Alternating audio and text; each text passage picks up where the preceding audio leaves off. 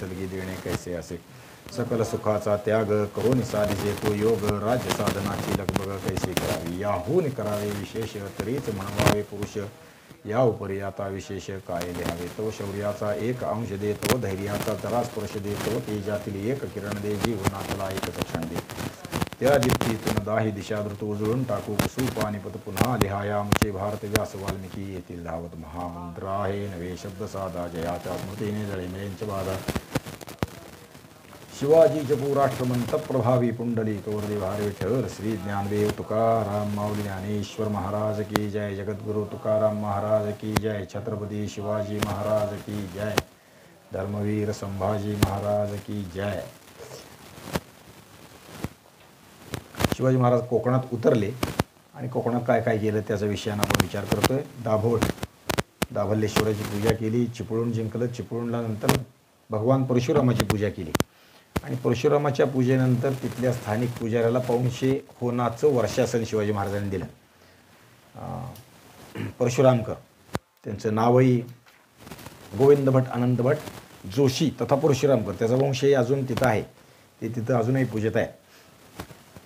आणि मग शिवाजी महाराजांनी त्यानंतर काय काय केलं, जसं कोकणातला भाग जिंकला तसं संगमेश्वर जिंकलं आणि पुढं देवरुख जिंकलं आणि देवरुखच्या शेजारी असणाऱ्या सुरव्यांना पत्र लिहिलं, माणूस पाठवला की स्वराज्याच्या कामात तुम्ही या। तिने ते कबूल केलं, कृतपुत्र आहे म्हणून तिथपर्यंत आले, शिवाजी महाराजांच्या आदेशाचं पालन करतो म्हणून राहिले।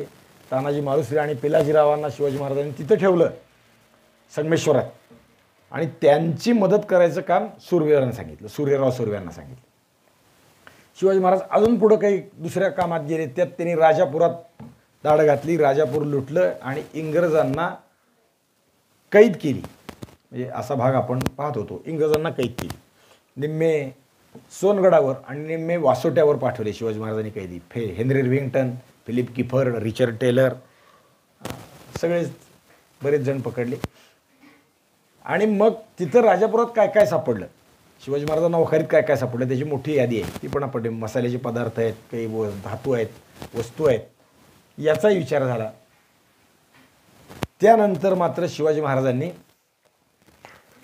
चिपळूण, राजापूर तिथंच त्याचपर्यंत राजापुरातच शिवाजी महाराजांना हे जशा वस्तू सापडल्या, सोनं सापडलं, हिरे सापडले, तसं एक अनमोल रत्न शिवाजी महाराजांना तिथे मिळालं।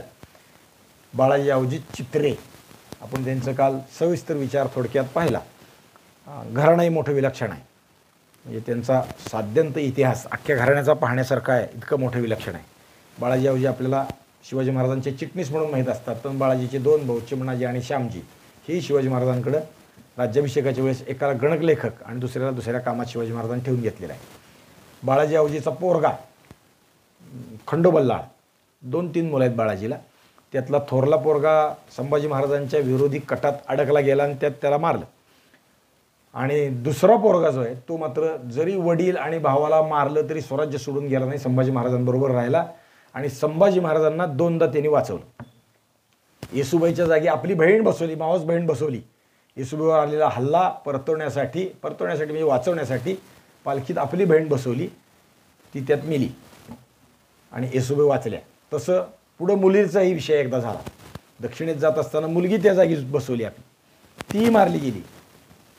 पोरगा एकदा घाण ठेवावा लागला, घाण म्हणजे ज्याला ओलीस म्हणतो तसं, धन द्यायचा आहे, धन देतो, पूर्ती करतो, त्यातून बाहेर पडण्यासाठी पोरगा ठेवला आणि भैरव नावाचा पोरगा पुन्हा बाहेर आल्यावरती त्याने पैसे देऊन सोडून आणला। राजाराम महाराजाला सोडवण्यासाठी जे काही करता येईल ते सगळे प्रयत्न केले। राजाराम महाराज जात असताना एकदा त्याने हल्ला परतवला, थांबवला, दुसऱ्यांदा हा स्वतः तुरुंगात अडकला, राखाचे तोबरे दिले, 5-7 दिवस तुरुंगात राहिला आणि काही ह्याच्यातून निघत नाही म्हणल्यावर परत सुटला। प्रत्यक्ष राजाराम महाराज जेव्हा जिंजीत होते तेव्हाही यानं राजाराम महाराजाच्या सुटकेसाठी प्रयत्न केलं, त्यासाठी दाभोळचं वतन, आता हे पुन्हा दाभोळच येतं परत कोकणच, कारण हे गावच त्यांना मिळालेलं आहे। हे दाभोळचं वतन शिर्क्यांना देण्याचं कबूल केलं, मोहिते आणि शिर्क्यांना त्यांनी बदलवलं। शिर्के म्हणत होते की भोसल्यांचं तळपट केल्याशिवाय आम्ही थांबणार नाही, आमच्या घराचा यांनी नाश केला आहे, आता त्यांना सोडत नाही, सगळं भोसले कुळ संपल्याशिवाय आम्हाला स्वस्थता नाही, असं शिर्क्यांची भूमिका होती। ती त्यांना बदलायला लावून राजाराम महाराजाला मदत करायला लावली, ती यांनी लावली। नुसतं तेवढं नाही तर राजाराम महाराजांना मदत करण्यासाठी दाभोळचं वतन शिर्क्यांना पाहिजे होतं, ते राजाराम महाराजांकडून देतो म्हणून शब्द दिला, त्याच्यावर समाधान नाही, दाभोळ तुमचं आहे, दाभोळ आम्हाला द्या म्हणल्यावर यांनी स्वतः दाभोळच्या वतनावर पाणी सोडले. म्हणजे जसं कान्होजी नायकांनी पाणी सोडलं वतनावर स्वराज्यासाठी, तसं यांनी वतनावर पाणी सोडलं, मागणार नाही, दाभोळचं वतन तुम्हाला दिलं. म्हणजे असं विलक्षण लोक आहेत हे सामान्य लोक नाही. शिवाजी महाराजांनी बाळाजी चिटणीसांचा मान सन्मान केला. राज्याभिषेकाच्या वेळेस त्यांना 1 शेर सोन्याची दौत आणि टाक दिला. त्या घरात ती अजूनही त्यांनी जपलेली आहे, चित्र्यांच्या घरात ती आहे. असा सगळा विषय आपण चालला होता. म्हणजे शिवाजी महाराजांचा झंझावात कोकणात फार मोठा चालू आहे. आणि महाराज आता राजापुरापासून शेजारचा परिसर जिंकण्याच्या उद्योगात आहेत. हे वाढवलं पाहिजे. मग नुसती नावं गावाची ऐकली ना तर ती किती वाढलं असेल, किती गावं स्वराज्यात आली असतील याचा विचार करण्यासारखा आहे. अवघड ठाणी आणि आदिलशाही मुलूक महाराजांनी जिंकायला आरंभ केला. शेठवली, सौंदळ, हरचेरी, नेवरे, नाथवडे, कोतवडे, केळवली, कशेळी, पावस, धामणसे, बेलवड, खारेपाटण सगळी गावं महाराजांनी जिंकली. जसं अफजल खानाच्या नंतर एकदम स्वारी केली, लांब लसक महाराज गेले. बरी आहे का तब्येत आता? छान छान. तसं पुन्हा शिवाजी महाराज कोकणात उतरले, त्यांनी सगळे उतरले. यातले काही गावं आपल्याला माहीत नसतात, तिथे गेल्याशिवाय कळत नाहीत. त्यातलं पावस साधारण माहीत असतं, खारेपाटण आपल्याला माहीत असतं. मग ही मोठी गावं आहेत. पावस माहीत आहे, ते आता स्वामी स्वरूपानंद सरस्वतींच्या निमित्तानं महाराष्ट्राला ते माहीत आहे, जिवंत समाधी म्हणून. ज्ञानेश्वरीवर त्यांनी भाष्यही केलं आहे, आपल्या पद्धतीनं ज्ञानेश्वरी लोकांसमोर मांडण्याचा प्रयत्न केलेला आहे, त्यामुळे ते माहीत आहे. पावस रत्नागिरीच्या खालच्या बाजूला अशी मोठी गावं आहेत, ही चांगली आहेत. पण महाराजांचं मुलूक हा सगळा त्या अर्थाने वाढत चालला आहे. आणि या सगळ्या परिस्थितीमुळं विजापूरची परिस्थिती मात्र बदलून गेली, बिघडून गेली. बदलायची कारणं 2. त्यातलं एक शिवाजी महाराज हे तर आहेच. आदिलशाही मुलूक रोज चालला, रोज तुकडा पडायला लागला, रोज वेगळी वेगळी बातमी यायला लागली. कसं करावं? ह्याला थांबवावं कसं? थांबवायला पाठवलेले माणसंच परत आले नाहीत. जे गेले ते तिकडंच गेले किंवा मार खाऊन पळून आले, क्वचितच मार खाऊन पळून आले, बाकी जिवंतच गेले. मग काय करावं काही सुचेना. आदिलशाह अगदी गांगरून गेला आणि त्यातून दुसरी बाला त्याच्या गळ्यात पडली होती. शिवाजी महाराजांचा बंदोबस्त करायला सिद्धी जोहरला पाठवलाय, आम्हाला तुम्ही मदत करा म्हणून मोगलाला बोलवलं. पण मोगलांनी स्वतंत्र सरदार पाठवून त्यांची आघाडी वेगळी उघडली. म्हणजे मदत करायचं राहिलं बाजूला. आणि यांनी जी काही आघाडी उघडली त्यात शाहिस्ते खान आला आणि त्यांनी शिवाजी महाराजांचं तर केलं बंदोबस्त काय किंवा त्याचा मुलूक विषय झाला, पण त्याबरोबर आदिलशाही मुलूकही जिंकायला सुरुवात केली. परंड्याचा किल्ला जिंकला ना, तसं बाकीचाही काही आता मुलूक घेतील. कोकणात माणसं सोडायचा प्रयत्न केला, तो शिवाजी महाराजांनी कर्तलब खानाच्या निमित्तानं मारून पाडला. पण तो जर कोकणात आला तर कोकणातला आपलाही प्रदेश जाईल. कात्रीत पडल्यासारखं झालं. काय करावं? आदिलशाह अत्यंत अस्वस्थ झाला. एकूणच मोगल आणि मराठे या 2 पात्याच्या तलवारीत अडकल्यासारखं आदिलशाहीची परिस्थिती झाली. काय करावं समजेना त्यांना. आगतिक होऊन गेले. कोकणातील आदिलशाही सत्ता शिवाजी महाराजांनी उलथून टाकण्याचा, सगळी जिंकण्याचा जो सपाटा लावला, त्यातून रोज एक बातमी कानावर येत होती. गलोरीतून सुटलेले दगड जसे लागावे टन डोक्याला, तशी टेंगळे यायला सुरुवात झाली आदिलशाहीला. अस्वस्थता वाढत चालली. एक बातम्या गलोलाच्या दगडासारख्या लागायला लागल्या. आज हे गेलं, उद्या ते गेलं, रोज एक ठाणं जात आहे. असंच जर राहायला लागलं तर बहामनी राज्याच्या वेळेस स्थापन झालेल्या या मुस्लिम सत्तेचा आता अंश असलेली आदिलशाहीचं रोज एक गावं गेलं तर उद्या आदिलशाही संपून जाईल. काय करावं? वैतागून गेले. वजाबाकी थांबण्याचं नावच घेत नाही. या रोज काहीतरी जात आहे. आटोकाट प्रयत्न केला, डोंगरातला उंदीर संपवण्याचा प्रयत्न केला, पण हा उंदीर लावलेला सापळ्यातली बर्फी खाऊन निघून जातोय, अशी त्यांची परिस्थिती व्हायला लागली. काही करेना. सगळ्या गोष्टी करूनही शिवाजी महाराज जेरीस येईनात. आणि बडी बेगम कपळाला हात लावून बसली. मग तिनं जाहीर करून टाकलं. काय केलं? मक्केला जायचं ठरवलं. अगतिक तिथून आता काय इथलं आदिलशाही वाचत नाही तर जाऊ दे, शेवट मक्केला तरी जाऊन यावं. पण केलेले प्रयत्न आदिलशाहीसाठी इतके होते की कपटही खूप आणि सगळ्याच गोष्टी खूप होत्या. खान मोहम्मदाला कसं मारलं ही बाई त्यातली तर कजाकच आहे. तिला बडी बेगम खान मोहम्मदाला मारलेलं आपल्याला माहिती आहे, असं खूप जणांना तिने मारलंय. आणि या पायी आता मक्केला जायचा विचार त्याला सुरू झाला लागला. चुहे खाके बिल्ली चलो हाज को म्हणते तसं सुरू झालं. का चालली, पण उंदीरच सापडणार ना तिला. शिवाजी महाराज सापडणं हे तिचं दुःख आहे, उलट ते बळजोर व्हायला लागलेत हे त्यातून मोठं दुःख आहे. आता काही नकोच, मी राजकारणातून संन्यास घेते म्हणल्यासारखं तिनं मक्केला जायचा विचार केला. आणि त्यासाठी तिनं वेंगुर्लेला इंग्रजांच्या अधिकाऱ्याला पत्र लिहिलं. इंग्रज नाही, वलंदेज. त्यांना पत्र लिहिलं कंपनीच्या वखारीला की मला मक्केला जायचं आहे, गलबताची व्यवस्था करा. म्हणजे इकडनं जात नव्हते पूर्वी, समुद्री मार्गानं जात होते, भुईमार्गानं जायचं नाही. त्यांच्या सोयीचं वाटत होतं, कारण इकडनं भुईच्या मार्गाने गेले की मोगल सत्ता पलीकडे इराण, अफगाण, आता आपण म्हणतो इराण अफगाण, तत्कालीनचेतले जे आहेत काबूल कंदार परिसरातले, ते काही असं सरळपणानं जो देणार नाहीत ना. त्यामुळं ही या मार्गाने चालली. हिच्यातही पुढं मोठं राजकारण घडलं आहे बरं का, माहीत आहे का नाही तुम्हाला, मला माहीत नाही. थोडक्यात हा विषय सांगतो आणि तेही सांगतो. ही गेली, एका ऑफिसरला पत्र लिहिलं वलंदेज जनरल रोठेस नावाच्या, की मक्केला जायचं आहे, गलबताची व्यवस्था करा, काय असेल ते पैसे पण देऊ. त्यानं सरळपणानं नकार दिला. आमच्या हातनं होत नाही म्हणून सांगितलं. का, भीती शिवाजी महाराजाची आहे, ही बाई नेणं हे सोयीचं नाही आपल्याला. त्यांनी ते सरळ नकार दिला. ती अस्वस्थ झाली, स्वतंत्र दुसरी व्यवस्था केली आणि तिथून विजापुरातून उठली आणि वेंगुर्ल्याला आली. बादशाह तिला सगळी व्यवस्था करता झाला आणि त्याने तिला सोडण्यासाठी तिकोट्यापर्यंत गेला. आईला सोडायला मक्केला जायला तिकोट्यापर्यंत गेला. बाई विजापुराहून निघाली. त्या दिवशी तारीख होती 25 डिसेंबर 1660 आणि शिवाजी महाराज हेच याच काळात आपण आत्ता कोकणात आहेत त्याचा विचार करतोय. ही बाई मक्केला गेली आणि मक्केवरून येताना इंग्रजांनी एक व्यूह आखला. सुरत लुटली होती तेव्हा शिवाजी महाराजांनी, आणि सुरत लुटण्याच्या या सगळ्या उद्योगातली सुरतेच्या लुटीची भरपाई शिवाजी महाराजांनी आम्हाला द्यावी म्हणून यांनी या बाईला कैद केली. मोठं राजकारण करण्याचं. हिला हादरा, पण आदिलशाही ही बाई सोडायची असेल तर शिवाजी महाराजांनी आम्हाला पैसे भरती करून द्यावेत असं म्हणून त्यांनी प्रयत्न केला. हे सगळं प्रकरण अयशस्वी झालं त्यांचं, त्यात त्यांना यश नाही मिळालं. कारण शिवाजी महाराज, बडी बेगम ही कधीच न जमणार गणित आहे. शिवाजी महाराजांनी काही करायचं कारणच नाही विजापूरच्या विषयाला. पण त्यांच्यावर दबाव यावा, शिवाजी महाराजांनी ते विषय सोडून द्यावा, आम्हाला भरपाई द्यावी सुरतेची, अशा विषयाने इंग्रजांनी हा मोठा प्रयत्न केलेला आहे. म्हणजे त्याचा पत्रव्यवहार, त्याची कागदपत्र खूपशी उपलब्ध आहेत. जे ईस्ट इंडिया कंपनीचे रेकॉर्ड आहेत त्यामध्ये त्याची उपलब्धता आहे. पुढचा विषय फक्त तेवढ्यापुरता मी सांगून घेतला त्यामुळे. पण ही बाई मक्केला निघून गेली, कंटाळून निघून गेली. शिवाजीराजा आता तू आणि तुझं राज्य असं म्हणल्यासारखं त्या आली आदिलशाला एकटं टाकलं आणि निघून गेली. यावेळी शिवाजी महाराजांच्या विषयानं शृंगारपूरकर सुर्वे हे शिवाजी महाराजाला मिसळले हे ऐकून बादशाह मात्र वैतागला. मी तुमचा कृतपुत्र आहे म्हणून तुम्ही तिकडे गेलात, कसं काय, आमचे कालपर्यंत तुम्ही होतात, आज इकडे कसं गेलात. आणि म्हणून बादशाने ती बातमी समजली की खवळून सुर्व्यानं एक पत्र लिहिलं, खरमरीत पत्र लिहिलं. काय लिहिलं, शिवाजी आमचा शत्रू आहे हे उघड आहे, तुम्हाला ते माहीतही आहे. तू राजापुरावरून चालून आला असता, अत्यंत दुर्गम अशा अरण्यात तू त्याला का अडवलं नाहीस. बरं झालं ते झालं.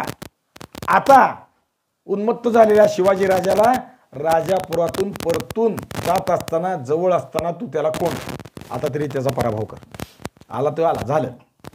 म्हणजे पहिली जी सुरुवातीची दमदाटीची भाषा आहे कान्होजी नाईक जयदे आणि बाकीच्या लोकांच्या वेळेसची, ताबडतोब शिवाजीराजाचं पारिपत्य करा, त्यांना संपवा, तुम्ही याल तर तुम्हाला सरफराजी केली जाईल आणि जाल शिवाजीराजांबरोबर, ते त्यांचा नायनाट करणार आहे त्याच्याबरोबर तुमचाही नायनाट करू.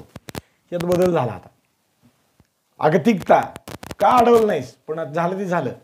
आता शिवाजीराजाचा बंदोबस्त कर, आता तरी पराभव कर. पण पत्र लिहिण्याशिवाय दुसरं काहीच करू शकत नव्हते. पण सुर्वे मात्र पत्र ऐकलं, बादशाही शब्दाला गडबडले, मात्रा लागू पडली आणि सुर्वे फिरले. शिवाजी महाराजांकडे येऊन बसले होते, आता मात्र ते फिरले.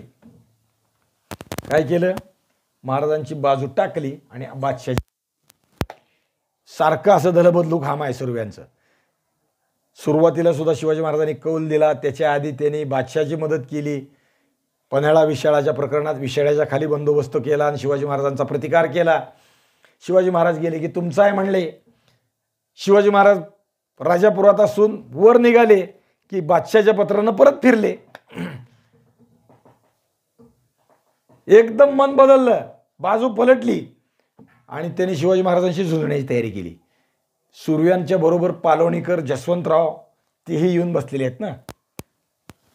त्यांनी शिवाजी म्हणून त्यांनी एकदम जागा सोडली. भांडण करायच्या ऐवजी सूर्याच्या मत्तीला म्हणण्यापेक्षा त्यांच्या आश्रयाला गेले आणि या दोघांनी मिळून आता उद्योग सुरू केला शिवाजी महाराजांचा विरोध करायचा. जन्मजात गुलामगिरी असली की असं असतं. बाबासाहेबांचं दुसरं एक वाक्य आहे, एकदा माणसाची मन मेली की उरतात फक्त जिवंत प्रेत. त्यातला हा प्रकार आहे. स्वत्व, अस्मिता, स्वाभिमान, धर्म किंवा चीड, देव, देश याचा कुठलाही भान न राहिलेली माणसातली जी आहेत त्यातली ही सुरवे आहेत. केवळ आपली सत्ता, आपली भाकरी, आपलं वतन एवढ्या गोष्टीपुरता त्यांचा विषय आहे. एकदम त्यांनी बाजू बदलली, बादशाची बाजू घेतली. शिवाजी महाराज आले त्यांच्या बाजूनं, इकडं आले इकडच्या बाजूनं आणि ह्याचा परिणाम पुढे भोगावा लागलाय सुरव्यांना. स्वराज्याची निरोगी हाळावा त्यांना मानवली नाही, पलटले आणि त्यांनी शिवाजी महाराजांशी युद्धाची तयारी केली. यावेळी राजापुराच्या जवळ शिवाजी महाराज त्या परिसरात होते आणि तिथं शिवाजी महाराजांनी राजापुरापाशी संगमेश्वरात पिलाजीराव सरनाईक आणि तानाजी मालुसरे यांना तिथं ठेवलं होतं, बंदोबस्तासाठी ठेवलं होतं. पण बंदोबस्त करीत असताना शिवाजी महाराजांनी काही सूचना दिल्या होत्या. इथले घाट रस्ते, इथले व्यवस्था सगळ्या बिघडलेल्या आहेत, रस्ते तेवढेसे चांगले नाहीत. मोलाची कामगिरी सांगितली. काय केलं?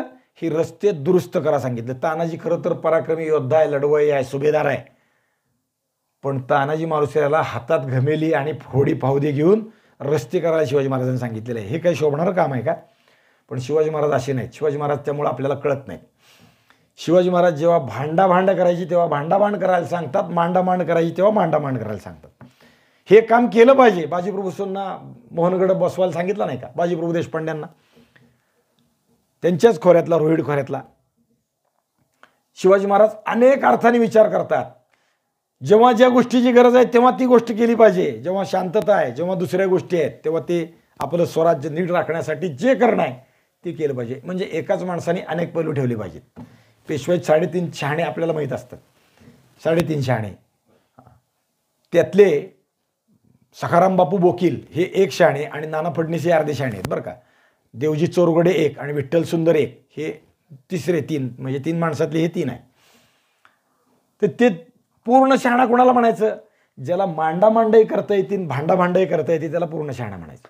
म्हणजे युद्धभूमीवर हातात तलवार घेऊन ज्याला चालवता येते, युद्ध कसं करता येतं, नेतृत्व करता येतं त्याला, आणि ज्याला गरज पाहून हातात लेखणी घेऊन मांडामांडीचं काम किंवा बांधकामाचं काम करता येतं त्याला 1 शहाणा म्हणायचं. बाकी सगळे अर्धे शहाणे. नाना फडणीस त्या मानानं अर्धे शहाणे आहेत, कारण नाना फडणीस युद्धाच्या आघाडीत काही कमकुवत आहेत. युद्धाची भानगड नाना फडणीसाला नाही, कारण नानांनी कधी युद्धच केलं नाही. युद्ध हा त्यांचा गुणच नाही. त्यामुळं एक बाजू कमी आहे, अर्धा गुण त्यांचा, त्यामुळे 3.5 शहाणे म्हणतात. शिवाजी महाराजांचे सगळे लोक आहेत ते असे नाही आहेत, सगळे पूर्ण शहाणे आहेत. हां, म्हणजे शिवाजी महाराज म्हणून विचार करताना लोकांचा असा विचार करायचा. शिवाजी महाराजांनी आपल्यासारखे करीती तात्काळ, हे जे आपल्याकडे वारकऱ्यांचं वचन आहे ते आहे, आपल्यासारखे सगळे लोक तयार केले. नुसते शिवाजी महाराज नेते झाले नाही, शिवाजी महाराजांनी आपल्यासारखी प्रभावळ निर्माण केली. हे शिवाजी महाराजांच्या चरित्रातलं खरं गुह्य आहे. नुसतं राज्य सांभाळणं, राज्य करणं, राजेपद भोगणं एखाद्याला सहज शक्य असतं, पण आपल्यासारखे करीती तात्काळप्रमाणे वागणारे फक्त शिवाजी महाराज आहेत. ते गुण सगळ्यात असत नाहीत. सगळे तसे झाले पाहिजेत, सगळे योग्य असले पाहिजेत, त्या पद्धतीने वागले पाहिजेत. इथं तसं तानाजी मालुसरेला आणि पिलाजीराव सांगतात का? संगमेश्वराच्या आसमंतातील या परिसरातील भागातील रस्ते वाहतुकीला आणि प्रवाशाला यातना देणारे ते तुम्ही नीट करा, ते दुरुस्त झाले पाहिजेत. बजवून सांगितलंय सैन्याला त्या अर्थाने, म्हणजे राखणंही काम करा, काही लोक रस्त्याचंही काम करा, हे त्यात सांगतायत. दुरुस्त करण्याचं काम सांगतायत. स्वराज्यासाठी जेव्हा मांडामांड पाहिजे तेव्हा मांडामांड, आणि भांडाभांड पाहिजे तेव्हा भांडाभांड. शिवाजी महाराज या अर्थाने विचार करतात. जेव्हा गरज आहे तेव्हा हत्यार चालवलं पाहिजे, जेव्हा गरज आहे तेव्हा हातोडा, खोरी, कुदळी, फावडी हेही चालवता आली पाहिजेत. सगळे विषय सगळ्याला आले पाहिजेत. शस्त्र अस्त्रांनी संपन्न राष्ट्र असलंच पाहिजे, पण त्याचबरोबर कला विद्या स्थापत्य याही गोष्टींनी लोक आमचे संपन्न असले पाहिजेत. या दृष्टीकडे शिवाजी महाराजांचं लक्ष आहे. आणि त्या अर्थाने तानाजी मालुसरेला सांगतात, हे काम करा. ज्या स्वराज्यातील तरुण विधायक कर्तव्य विसरतात किंवा लक्षात येऊन तिकडे दुर्लक्ष करतात, ते स्वराज्य सदैव मृत्यूच्या ओठावर नांदत असतं. ही शिवाजी महाराजांचं वागण्याची पद्धती आहे किंवा हे त्यांचं ब्रीद आहे. म्हणजे देशातले तरुण काय करतात याच्यावर देशाचं भवितव्य असतं. आजचे तरुण फक्त सिनेमाची गाणी ऐकतात, रील पाहतात, मोबाईलच्या शिवाय दुसरं काही करत नाहीत. अशी परिस्थिती आहे. त्यामुळे देश संकटात आहे. आजची परिस्थिती ती अशी आहे. विवेकानंदांना किंवा अन्य लोकांना, स्वातंत्र्यवीर सावरकरांना लोक विचारायचे काय करावं काय करावं, देशाचं भवितव्य काय. तेव्हा ते म्हणायचे, ज्या देशातल्या तरुणांच्या खिशात काय आहे हे पाहिल्यावर देश भवितव्य काय आहे हे कळतं. ज्या तरुणांच्या खिशात रिव्हॉल्वर असतं त्या देशातला तरुण, म्हणजे त्यावेळेस रिव्हॉल्वरची गरज होती, क्रांतीची गरज होती म्हणून सावरकर तसं म्हणतात, किंवा देशाच्या संरक्षणासाठी तो कटिबद्ध आहे असा रिव्हॉल्वर खिशात ठेवण्याचा अर्थ आहे. रिव्हॉल्वर याचा अर्थ शस्त्र. स्वातंत्र्यवीर सावरकर कधीही बिना शस्त्राचे जगात फिरले नाहीत. जेव्हा ते तुरुंगातून सुटून आले तेव्हा ते बाहेर जाताना कायम कोटाच्या खिशात जंब्या घेऊन फिरायचे. शस्त्राशिवाय जीवन व्यर्थ आहे हे त्यांचं ब्रीद आहे. त्या पद्धतीने वागलेत. कारण आधीचं आयुष्य सगळं जे आहे ते शस्त्र क्रांतीसाठीच घडवलं किंवा भारताच्या सशस्त्र क्रांतीचा मेरुमणी ज्याला म्हणावं असं जीवन त्यांनी निर्माण केलं स्वतःचं. बरोबर अनेक क्रांती करणारे सेनापती तयार केले. आपल्यासारखे करीती तात्काळ या अर्थानं सावरकरांनाही तिला वाक्य तसंच आहे. नुसतं स्वतः स्वातंत्र्य युद्धात उतरले एवढं महत्त्व नाही, स्वतःसारखे अनेक लोक निर्माण केले, प्रेरणा दिली, त्यांना पाहिजे त्या वस्तू दिल्या. इंग्लंडमधून 22 रिव्हॉल्वर पाठवली, आपल्याला ते माहीत आहे. त्यातून देशात मोठा धुमाकूळ झाला.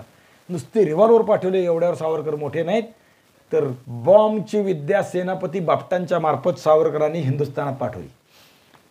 बॉम्ब देशात तयार करतोय, प्रयत्न यशस्वी होत नाही, पण तो यशस्वी होण्यासाठी शिकलेला बॉम्ब विद्या शिकलेला पाहिजेत. नुसते कागदपत्र पाठवून उपयोग नाही, तिथं शिका. आणि सेनापती बापटानं इकडे पाठवलं, मग हिंदुस्थानात हलकल्लोळच माजलं. नेताजी सुभाषचंद्रांना सावरकरांनी प्रेरणा दिली. रासबिहारी बोसांनी आझाद हिंद सेना बांधली आहे, नेत्याची गरज आहे, तुम्ही हे काय करीत बसला, जा तिकडं. आणि गेले नेताजी सुभाषचंद्र तिकडे गेले. देशाच्या क्रांतीसाठी जे जे करता येईल ते सगळं केलं. हातात शस्त्र घेणारी सेना निर्माण केली. निर्माण झालेल्या सेनेला योग्य नेताही त्यांनी दिला. जेव्हा भारताला स्वातंत्र्य प्राप्त झालं त्यावेळेस इंग्लंडच्या संसदेत चर्चा झाली. चर्चिलला विचारलं का देतात, त्यांनी सांगितलं आत्तापर्यंत या देशात राज्य करणं सहज शक्य होतं, आता देशात राज्य करणं अवघड आहे. कारण देशातले लोक हातात शस्त्र घेऊन आपल्या विरुद्ध उठत आहेत. ते आत्तापर्यंत कमी होते, पण आता सेनासुद्धा आपल्या विरुद्ध चाललेली आहे. कारण सुभाषबाबूंनी केलेला प्रयत्न आणि मुंबईत जे आपण नेव्ही म्हणतो, नेव्हीने केलेलं बंड इंग्रजांच्या दृष्टीनं, आपल्या दृष्टीनं ते स्वातंत्र्य समर आहे. इंग्रजांच्या विरुद्ध आरमारातल्या लोकांनी उघड सोडून दिलं. तुमच्या नोकरी सोडली, आम्ही तुमचे शत्रू आहेत अशा अर्थाने वर्तन झालं.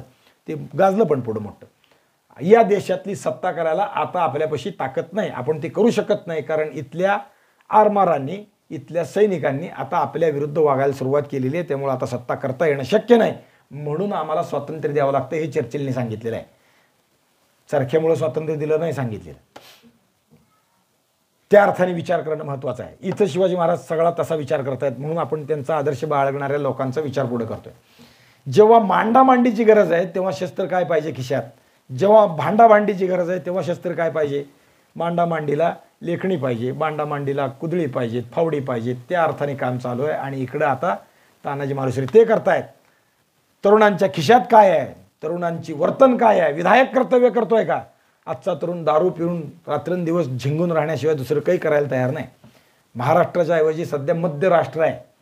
नुकतंच महाराष्ट्र शासनाने नवीन मद्याचे परवाने इश्यू केलेत आणि ते बहुतेक केलेले इश्यू परवाने पाहिलं असेल तुम्ही, जवळजवळ 400 परवाने नवीन दिलेले आहेत मद्य दुकानाचे. आणि त्यातले जसं सत्तेत वर वाटणी आहे पक्षाची तशी सगळ्याची वाटणी आहे. प्रत्येक पक्षाला त्या पद्धतीने दिले गेलेले मद्य विक्रीचे परवाने आहेत. महाराष्ट्राच्या ऐवजी मध्य राष्ट्र आहे. रोज महाराष्ट्रात तरुण किती दारू पितो ह्याची आकडेवारी मागं घोषित झालेली आहे. किती दारू लागते महाराष्ट्राला, आणि महाराष्ट्राला हे मद्य परवाने का दिले? अजित पवारांचं त्याच्याबद्दल स्टेटमेंट आहे की अर्थाचं नियोजन गडबडतंय, आर्थिक उत्पन्न वाढवायचं असेल तर अबकारी कर वाढवण्यासाठी हे परवाने दिले, म्हणजे अजून लोकांनी दारू प्यावे तिकडे यावं. शिवाजी महाराजांचा आदर्श आम्ही बाळगत नाही हे त्यातलं कारण आहे. शिवाजी महाराजांच्या राज्यातला नियम काय आहे? जे अफूबाज, चिलिंबाज किंवा दारुडे व्यसनी लोक असतील त्यांना लष्करात घेऊ नका, आणि ते लष्करात येऊन असं वागायला लागले तर गर्दन मारा. पळतील का शिवाजी महाराज आजचे? अवघड आहे. शिवाजी महाराज सांगणं अवघड आहे आणि शिवाजी महाराज आचरण त्याहून अवघड आहे. महाराजांची वर्षे, महिने, आठवडे, दिवस युद्ध करण्यात खर्ची पडत होते, पण घोडदौडीत असतानाही जे काही काळ स्वस्थतेचा लाभत होता, धावपळ कमी असणारा लाभत होता, स्वस्थता नव्हतीच कधी, त्या काळात उद्योगधंदा, स्वराज्यातल्या लोकांचं हित हे करण्यासाठी महाराज अहोरात्र झटत होते. धरणे, पाटबंधारे, विद्या, व्यापार, शेती, रस्ते या सगळ्या गोष्टीकडे महाराज लक्ष देत आहेत. माझ्या देशाचा व्यापार वाढला पाहिजे, व्यापार वाढण्यासाठी काय करता येईल ते करतायत. माझ्या देशातली शेती सुधारली पाहिजे. लोकांना काय लहानपणापासून आपण पाहतोय तो विचार. शिवाजी महाराज लोकांना का प्रिय आहेत? शेतकऱ्यांना प्रोत्साहन देतात म्हणून प्रिय आहेत, व्यापाऱ्यांना प्रोत्साहन देतात म्हणून प्रिय आहेत, त्यांना सवलती देतात म्हणून प्रिय आहेत. नुसतं एवढंच नाही, योग्य काम करणाऱ्याचा मान सन्मान करतात. चोरग्याच्या शेतीचा विषय आपण पाहिला. शिवाजी महाराज लहान असताना उत्तम शेती करतात. पुणे परिसरातले हे लोक 2 भाऊ आहेत आणि ते उत्तम शेती करतात म्हणून शिवाजी महाराजांनी त्याला शेतात विहीर बांधून दिलेली. सरकार करतंय का असं? तू चांगलं काम करतोय, तुला हे घे, नाही. आता सगळं गणित वेगळ्या पद्धतीने चाललेलं आहे. आणि हे काम करीत असताना तानाजी आणि पिलाजी संगमेश्वरात तळ देऊन राहिले, तर हातात खोडी फावडी घेऊन रस्ते करतायत आणि बाकीची कामं करतायत. शिवाजी महाराज जरा सुद्धा वेळ वाया घालवत नाही. म्हणजे आपण काही जरा दम आला, 8-10 दिवस काहीतरी काम मोठं लागलं की थोडं विश्रांतीचा विचार करतो. शिवाजी महाराज नाही. कार्यमग्नता, जीवन व्हावे, मृत्यू ही विश्रांती. जीवनभर सतत कार्यमग्न असलं पाहिजे हे त्यांचं जीवनाचं ध्येय आहे. कसलं कार्य? राष्ट्रनिर्मितीचं कार्य किंवा कसलं कार्य? धर्मरक्षणाचं कार्य. त्यासाठी जे करता येईल ते सगळं केलं पाहिजे. तानाजी त्या अर्थानं काम करतोय, शिवाजी महाराजांच्या आदेशाप्रमाणे काम करतोय. हे जे काम करतायत ते आदेशाप्रमाणे काम करतायत, कारण ते नेता मानतायत त्याला म्हणून, कारण त्यांचे विचार पटतायत म्हणून. त्यांनी शिवाजी महाराजाला कधी सोडून गेलं नाही. सुरव्यासारखं इकडनं आदेश आला इकडं, तिकडनं आला तिकडं, असल्या भानगडी नाही. शिवाजी महाराजांचे लोक एकदा आले की परत गेले नाहीत, पिढ्यानपिढ्या गेलेले नाही. अजून शिवाजी महाराजाला धरून आहेत ते. शिवाजी महाराज सांगतील ते, जसं कृष्ण गड्या की राजा की हो झाला. भगवान कृष्णाला जसा म्हणजे बाकीच्या गोप पेंद्यांचा विषय आहे, एकदा त्यांनी कृष्णाला आपला नेता मानला, विषय संपला. चला चला, चोरी करायला तरी चला, कोणी विरोध केला नाही. कृष्ण सांगेल ते पूर्व. चोरी कशासाठी आहे? कृष्णाचा अर्थ खूप व्यापक आहे.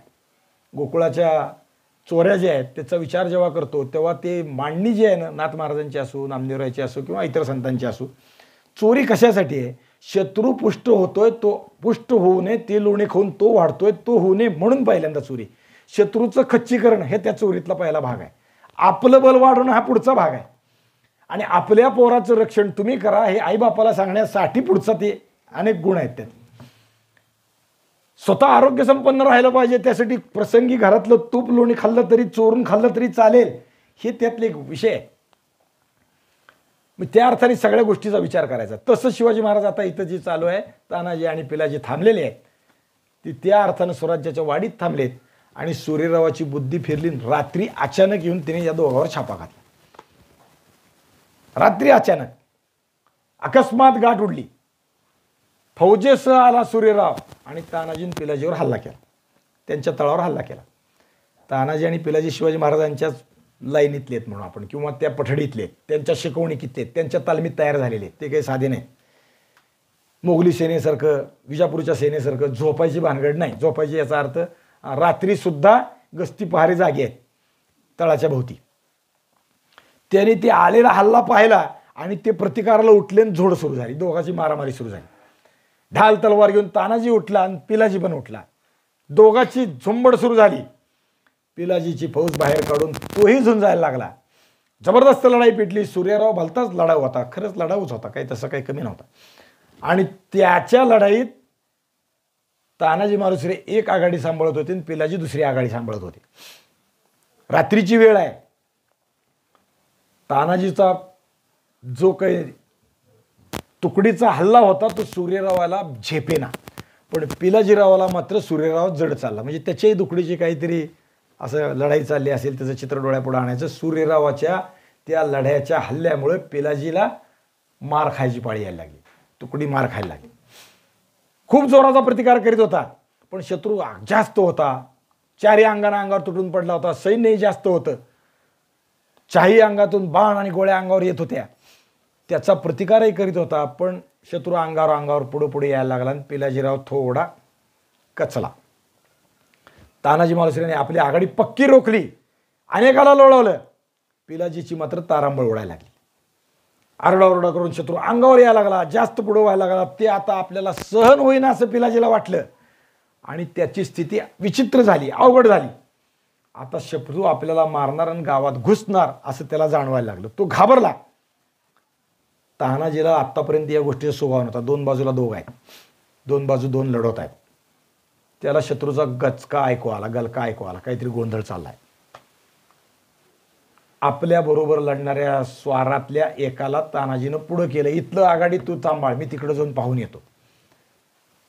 दुसरी आघाडी कोसळती असं त्याला वाटलं, तिकडे काहीतरी बिघाड होतोय असं वाटलं, म्हणून तानाजीनं इथं सांभाळायला लावलं आणि स्वतः तिकडे गेला. तो येऊन पिलाजीच्या बाजूला धावत गेला. पाहतो तो काय, पिलाजी मार खायला लागला होता आणि पिलाजीनं ढाल तलवार टाकून पळत सुटला. तानाजीनं ते पाहिलं. असा पळपुटेपणा काही कामाचा नाही. तानाजीरावाच्या बाबतीत तर अजिबात नाही, त्याला ते मान्यच नाही. भोसले म्हणजे व्युत्पत्ती लावताना आपल्या शिवभारतात व्युत्पत्ती लावलेली आहे, भूशिला. भ्रूशिला म्हणजे जमिनीत युद्धाच्या वेळी गेल्यावर जमिनीत गाडलेली शिला जशी आढळ राहते, तसं युद्धात जो आढळ राहतो शिलेसारखा, त्याला भूशिला असं म्हणायचं. ते तानाजी मालुसरेच्या बाबतीत लागू आहे. तो त्यांचा शिवाजी महाराजांचा सवंगडी आहे, त्या अर्थानं ते गुण त्याच्या अंगात आहेत, ते लिटून नाही जायचं. पिलाजीला पळताना पाहिलं तो संतापला, भ्यालाय, पळालाय. तानाजी आपल्या अंगावर येतो ही पिलाजीलाही कल्पना नाही. मत्तीला येतोय पण तो आता आलाय ही पिलाजीला कल्पना नाही. तो पळून चालला होता. तानाजीने एकदम पिलाजीला गाठलं, धरलं, त्याचं मानकुड धरलं. पिलाजी घाबरून ओरडला, युद्ध चाललंय आणि तुम्ही काय करायला लागलाय, मलाच धरायला लागलाय काय. त्याला पहिल्यांदा वाटते दुसरा कोणीतरी परका आहे, पण नाही, तानाजी मालुसरे आहेत, सुभेदाराने आपल्याला धरलंय. तो थरथर कापायला लागला होता, त्याला धाप लागली होती युद्धातली. तानाजीने त्याला उलट खेचून आणलं आणि चांगली शोभा काढली, म्हणजे शिव्याच दिले. मराठीत शोभा काढण्याचा अर्थ त्या अर्थाने आहे.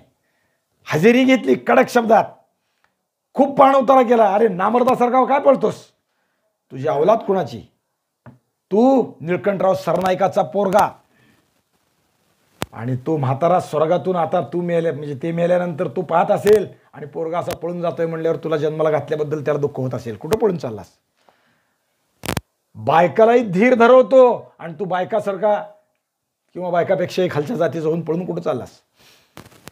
कडक शब्दात त्यांनी तानाजीची हजेरी घेतली आणि त्याला ओढीत ओढीत लढाईच्या मध्ये आणलं. गंमत आहे बरं का ही पार, म्हणजे मराठ्यांचा हा गुण लक्षात ठेवण्यासारखा आहे. लढाईत कसं राहायचं, प्रसंग आला तर पळून जायला हरकत नाही, पण आपल्याला लक्षात येतंय शत्रू मारतोय आपण तर पळून नाही जायचं. पळून जाण्यात कमीपणा नाही, पण विनाकारण पळून जाण्यात अर्थ नाही. काय केलं, अरे गड्या, या लढाईत मी तुझा पाठीराग असताना असा भेडासारखा कुठं चाललास, युद्ध टाकून तलवार टाकून कुठं चाललास, तुला म्हणावं तरी काय. अरे आधी मारे बड्या मारत होता, बालिश भाऊ बायकात बडबडला. अर्जुनाचा विषय, उत्तर अर्जुन युद्धात गेले ना, ते तिथं झालेला जे विषय आहे ते ती इथं लागू आहे. कुठं चालला, फार बड्या मारत होता, लढाईत याव करेन त्याव करेन, आणि हातात धनुष्य धरायला तयार नाही, कसं काय. घरात बायकात बसून बोलणं युद्ध करणं सोपं आहे, पण इथं आल्यावर काय कर युद्ध. कुठे गेल्या त्या गमच्या.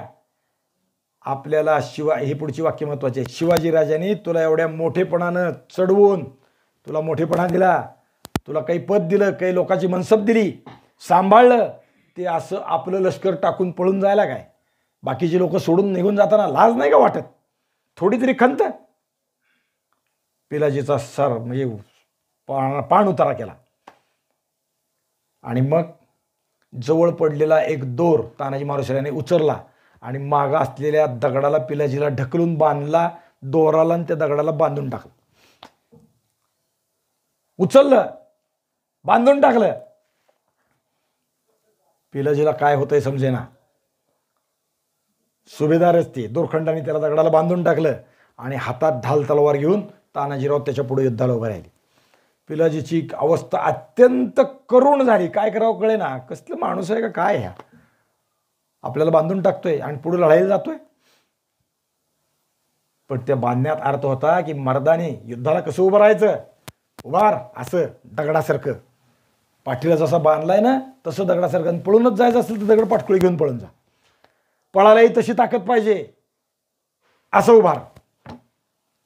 तानाजीरावने हातात शमशेर घेतली, ढाल घेतली आणि युद्धाला उभं राहून युद्धाची आघाडी सांभाळली. पिलाजीची पडत असलेली आघाडी तानाजीने उभी केली.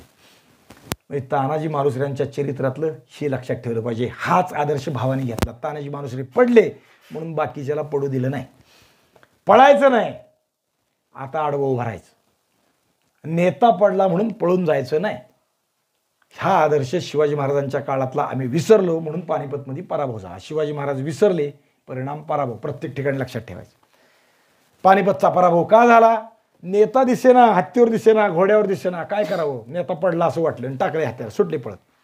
विनाकारण पराभव. शिकलं पाहिजे ते, हे शिकलं पाहिजे शिवचरित्रातून. एक नेता पडला म्हणून पळून जायचं नाही, दुसरा उभा करायचा. दुसरा पडला तर तिसरा उभा करायचा. तिसरा पडला तर आपण उभं राहायचं. पण युद्ध आहे ते संपून टाकायचं. तानाजी मालुसऱ्यांनी ही बाजी लढवली, शत्रूशी लढत राहिले. म्हणजे एक विचार करा बरं का असा, की किती तानाजी मालुसऱ्यांनी विचार केलाय की ह्या पाठीला बांधला, हा पळून जाता कामा नये. युद्धात कसं लढायचं असतं त्याला कळलं पाहिजे, त्याच्याबरोबर बाकीच्याला कळलं पाहिजे.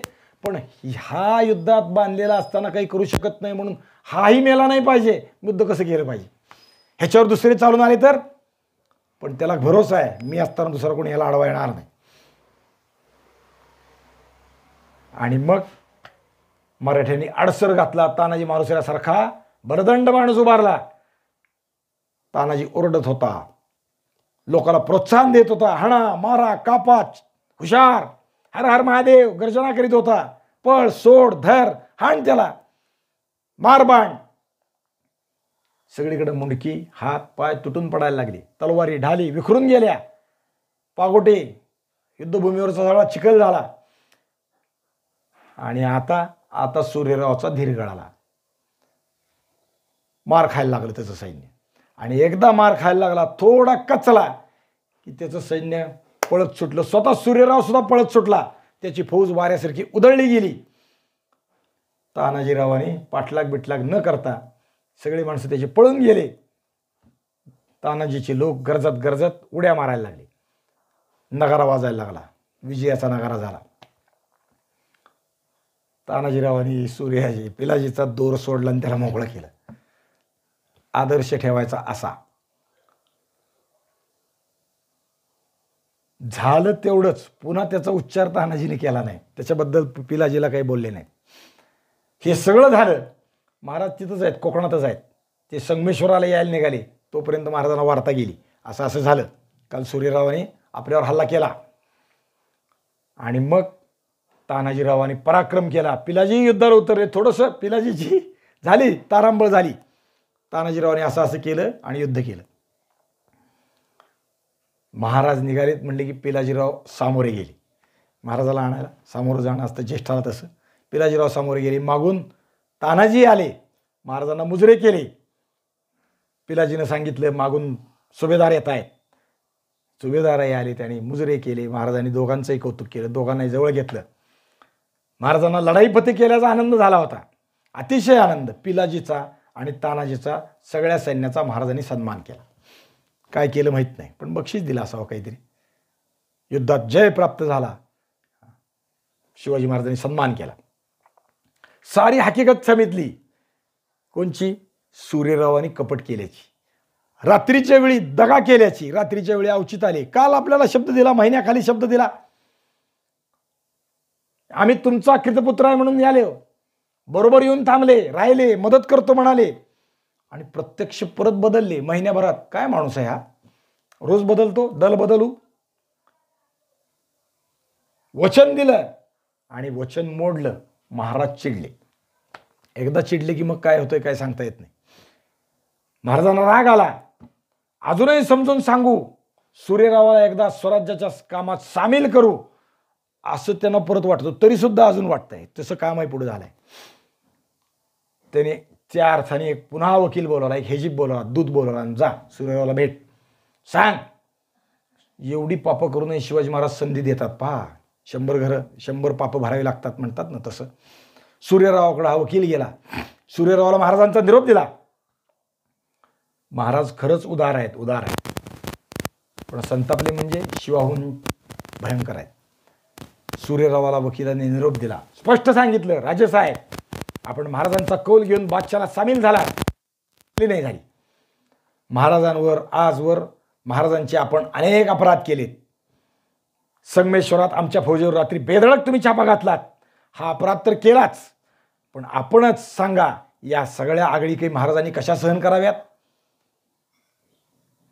सूर्यरावाने आपली कानाची खिंडार उघडी ठेवली, नुसतं ऐकून घेतलं. काहीही पालत्या गाड्यावर पाणी म्हणतात तसं काही त्याच्याबद्दल काही महाराजांच्या विषयानं काही अनुकूलता दाखवली नाही. हेजिबानं पुढचाही निरोप सांगितला, राजे महाभाऊ आहेत, आपण महाभाऊ आहात. पालीचे जसवंतराव आम्हाला भिवून आपल्या आश्रयाला येऊन थांबले आहेत. आमच्याशी गनिमाई करणाऱ्या जसवंतरावाचा मुलूक आम्ही काबीज करण्याकरता सज्ज झालो आहोत. तेव्हा आपण स्वतः जातीने पालीच्या मुक्कामी यावून महाराजांना मदत करावी. न चुकता येऊन भेटावं, मनात भय धरू नका, आपणास कौल मिळेल. म्हणजे काल हत्यार धरले तरी महाराज कौल देतात, ये ये. आता आम्ही पालीत चाललो आहोत, तिथं मत्तीला ये. जर घुमेंडीने फुंद होऊन बसाल तर आलाच नाही तर नतीजा जशवंतरावाप्रमाणे होईल. तिथं काय जे होईल त्याचं बळ तुम्हालाही भोगावं लागेल. इंद्राय स्वहा तक्षकाय स्वहा. आमच्या इतराजीतून वाचवतील असा कुणीही आता मौजूद नाही. किती विश्वास आहे शिवाजी महाराजांचा स्वतःला. आम्ही एकदा क्रुद्ध झालो तर आमच्या रागातून वाचवायला तुम्हाला कोणीही या जगात येणार नाही, बादशाह सुद्धा येणार नाही. स्वच्छ अर्थ आहे याचा.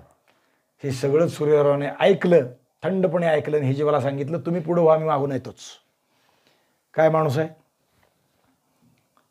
हेजीब महाराजांकडे संगमेश्वरात आला. त्याने सूर्यरावाचा करिणा, त्याचं वागणं, सारा वृत्तांत महाराजाला सांगितला.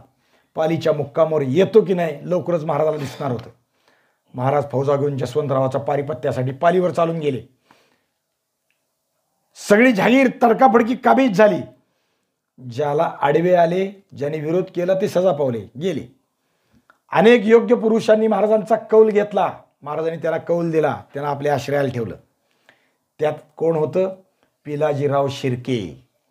हे या पालीच्या पालवणीकराच्या जसवंतरावाच्या कडे असणारे लोक आहेत. या भागातले दाभोळचे वतनदार आहेत. दाभोळ महाराजांनी काबीज केलं त्यावेळी हे महाराजांच्या पक्षात आली. दाभोळच्या देशमुखीचं वतन त्यांनी महाराजांना मागितलं. महाराजांनी त्यांना ते अनामत करून कौल देऊन पदरी घेतलं. हेच पिलाजीराव म्हणजे संभाजीराजांचे सासरे शिर्के, दाभोळचं वतन. मगाशी मी सांगितलं जिंजीच्या वेड्यात यांनीच ते वतन पुन्हा, म्हणजे पिलाजीराव नाही पुढच्या पिढीतल्या लोकांनी ते पुन्हा आम्हाला वतन मिळावं म्हणून प्रयत्न केला. या सुरुवातीला महाराजांनी वतन देऊन पक्षात घेतलं, पण महाराजांच्याकडचा रिवाज वतनं कायम द्यायची नाहीत, वतनच द्यायच्या विरोधात महाराज आहेत. त्यामुळं शिर्क्यांचं वतन त्यांना दिलं नाही. देशमुखी ठेवली पण वतन नाही द्यायचं. देशमुखीन वतनात फरक आहे. वतन म्हणजे मूळ केंद्रवरती सत्तेला तेच बळजर होऊन बसतात. देशमुखी म्हणजे सरकारचा नोकर म्हणून, जिल्ह्याचा कलेक्टर म्हणून आपण तसं काम. त्यामुळे तेवढं दिलं, पण वतन देत नव्हते महाराज. वतन म्हणजे त्या मुलकाचा सारा खाण्याचा काही टक्क्याचाही अधिकार त्यात आहे. जमिनी त्याच्या मालकीच्या होतात. महाराज त्यामुळे ते देत नव्हते. आणि म्हणून पिलाजीरावनी जेव्हा महाराजांची सोयरीक झाली 2 अर्थांनी, महाराजांची लेख पिलाजीरावाच्या पोराला कान्होजी नाईकाला करून घेतली. गणोजी नाईकाला, कान्होजी नाही, गणोजीला करून घेतली. आणि पिलाजीरावची लेख संभाजीराजाला दिली. म्हणजे काय म्हणायचं त्याला, साठलोटं म्हणतात मराठीत, तसं झालेलं आहे. आणि मग त्यांनी सोयरीक झाल्यावर महाराजापाशी शब्द काढला, पुन्हा आम्हाला वतन द्या दाबळच. आता वतन द्यावं तर स्वराज्याचा शिरस्ता मोडतं, नाही द्यावं तर पाहुणा दुखावतो. महाराजांनी काय करायचं? महाराजांनी हुशारी केली. त्यांनी त्या पोरीचं नाव काय, राजसबाई काहीतरी होतं, तिला पोरगा झाला की त्याच्या नावानं विचार करू म्हणले. म्हणजे तोपर्यंत काम थांबलं. ती लग्न लहान वयात होत होती, 9व्या-10व्या वर्षी ती वयात यायची, मग पोरगं व्हायचं. म्हणजे तुम्हाला 10 वर्ष निवांत झाली. आणि पोरगा झाला, जर समजा पोरगीच झाली तर परत अडचण. आणि पोरगा झाला तर तो 2-4 वर्ष तरी व्हायला पाहिजे ना. म्हणजे 10-12 वर्ष तरी महाराजांनी तो विषय अडवला. आणि त्यानंतर विचार करू पुन्हा. म्हणजे महाराजांचा विषय आहे तो इतका विलक्षण आहे. पण आत्ता मात्र हा माणूस आपल्याकडे आला पाहिजे म्हणून पिलाजीरावाला वतन दिलं, दाभोळ ताब्यात दिलं, देशमुखी दिली आणि जवळ ठेवून घेतलं. पालीच्या जवळ दुसरा एक दुर्ग होता, चिरदुर्ग, फार प्रख्यात. चिरदुर्गाला उंच आणि उत्तम तटबंदी बांधण्याचा हुकूम महाराजांनी यावेळेस केला. हा किल्ला म्हणजेच चिरदुर्गाचं नाव महाराजांनी बदललं.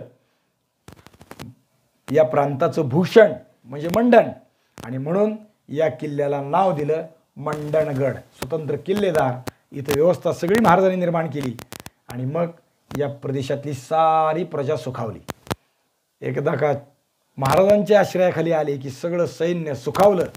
मग मांग, चांबा, गारुडी, भिल्ल, कोळी, कातकरी, सावकार, शिकलगार, फाशेपारधी, बजवोये, पकवाजे, कोमटी, हलवाई, कुणबी, गुरव, गवळी, परीट, तेली, तांबोळी, रंगारी, शिंपी, न्हावी, कोष्टी, कुंभार, तमासगीर, गवंडी, सुतार, तांबट, लोहार, सोनार, कासार, सगळे सुखावले. कारण त्यांना अपेक्षित राज्य आता आपल्या भागात आलं. त्या काळात लोकांची अशी इच्छा असायची की शिवाजीराजाचं राज्य आपल्या प्रदेशावर यावं, बस, अजून काही नको. कारण हा राजा नीतीनं वागणार आहे, हा राजा धर्मानं वागणार आहे. आपल्याला धर्मराज्यात जायला हवं. रामराज्यासारखं राज्य आहे. इथं मोगलासारखी अनिती नाही, इथं विजापूरच्या बादशाहासारखा अन्याय नाही. कुणालाही उचलून अदबखान्यात घाल, भानगड नाही. पाय सडत जाऊ दे, भानगड नाही. खोड्यात अडकव, भानगड नाही. विनाकारण कुणाला त्रास दिला जात नाही.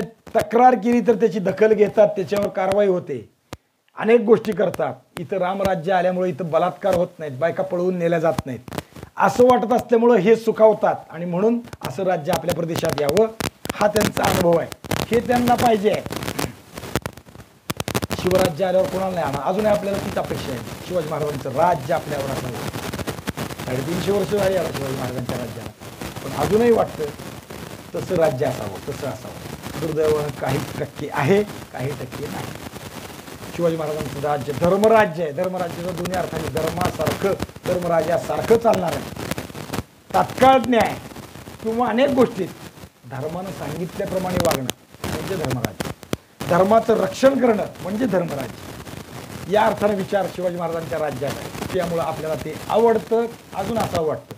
दुर्दैवानं आताचं राज्य त्या अर्थाने धर्मराज्य आहे असं म्हणता येतं. मध्यराष्ट्र आहे. मग अशी म्हणा, धर्माची वागणूक करणाऱ्या लोकांना तुम्ही धर्माप्रमाणे वागता म्हणून त्रास दिला जातो. आजच्या कीर्तनाच्या विषयानं झालेल्या गोष्टी.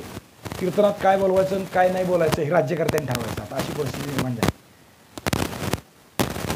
सगळं गणित सगळ्यांना आता आम्हीच भगवान श्रीकृष्ण झालो काय वाटलं. म्या बोलविल्या वेदू बोले, म्या चालविल्या सूर्य चाले, म्या हलविल्या पान व्हाले.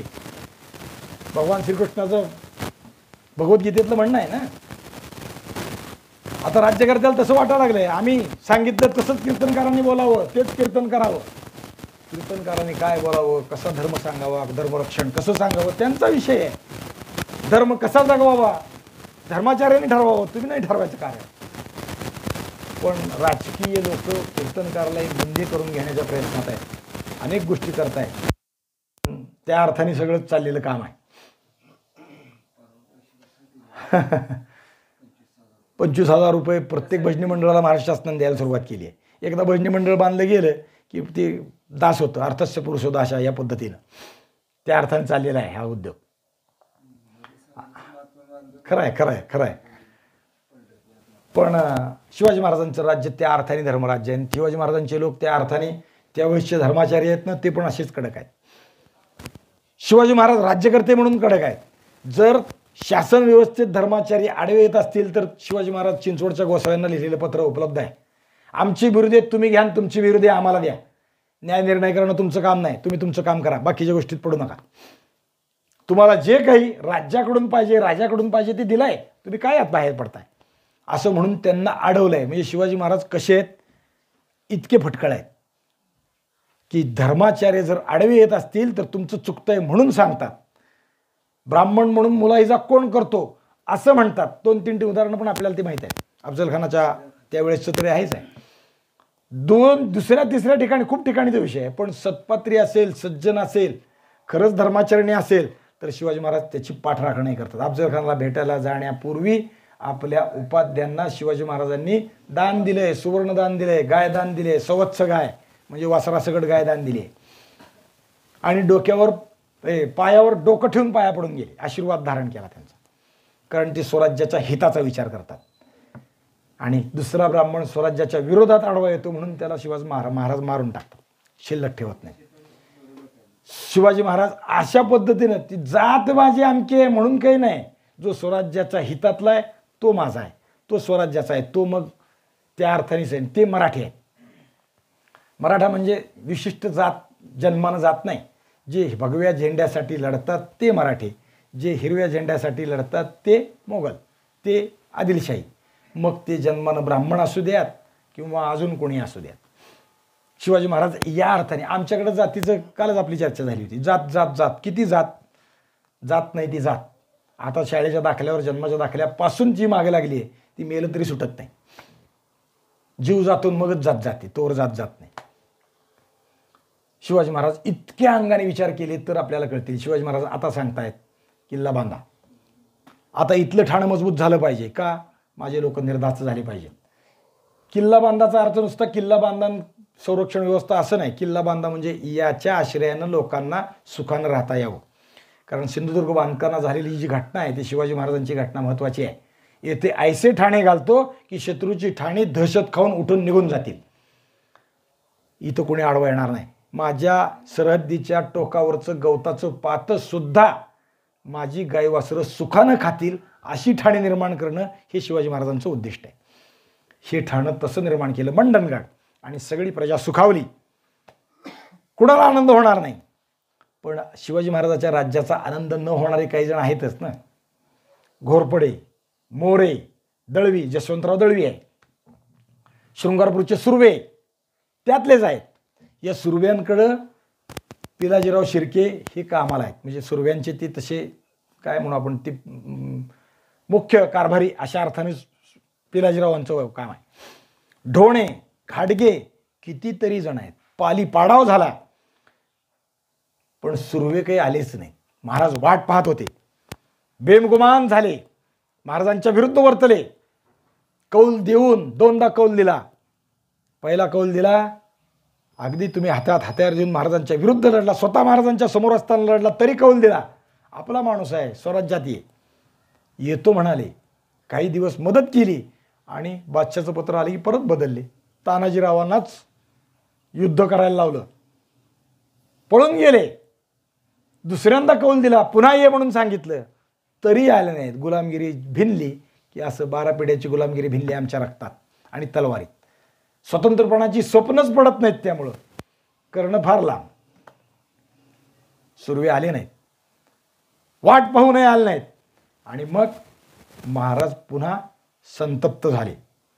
तिकडे शृंगारपुरात सुर्वे आनंद करीत होते. महाराज संगमेश्वरावरून पालीवर स्वारी करते झाले. आपल्या अर्जवीने वकील पाठवतात असं त्याला वाटायला लागलं. आपल्याला बोलवतात म्हणजे आपलं मोल फार मोठं आहे आणि आपण त्याला मदत करायचं का नाही आपला विषय आहे. त्यामुळं महाराज बहुतेक आपल्याला भीत आहेत, वकील पाठवून बोलायला करतायत असं त्याला वाटलं. त्यानं फौजही जमा केली. पण शिवाजी आता आपल्यावर चालून येणार नाही वाटलं आणि त्यामुळं फौजेला सुट्टी दिली, रजा देऊन पाठवून दिली. पण चिडलेले महाराज आता पाली पडलं. महाराजांनी 15,000ची फौज घेतली आणि पायदळ बरोबर घेऊन महाराज आता शृंगारपुरावर चालून निघाले. डोंगराच्या झाडीच्या दाटीवाटीतून हे पायदळ निघालं. स्वतः महाराज पालखीत बसले होते आणि या स्वारीचं नेतृत्व करीत होते. महाराज निघाले शृंगारपुरावर. बाकीचा भाग शृंगारपुरात काय झालं, त्याचा कल्लोळ कसा उडाला तो उद्या पाहू. पुंडलिक वरदेव हरी विठ्ठल, श्री ज्ञानदेव तुकाराम, विठ्ठल विठ्ठल विठ्ठल. पुंडलिक वरदेव हरी विठ्ठल, श्री ज्ञानदेव तुकाराम, माऊली ज्ञानेश्वर महाराज की जय. जगद्गुरु तुकाराम महाराज की जय. छत्रपती शिवाजी महाराज की जय. धर्मवीर संभाजी महाराज की जय.